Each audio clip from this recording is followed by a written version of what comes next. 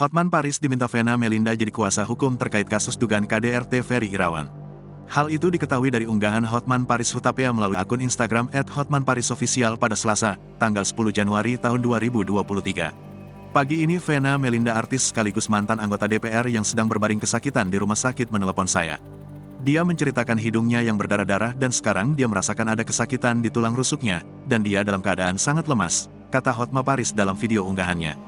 Hotman Paris mengungkap, Vena Melinda menangis saat meneleponnya. Vena Melinda meminta Hotman Paris untuk mendampinginya sebagai kuasa hukum dalam kasus tersebut.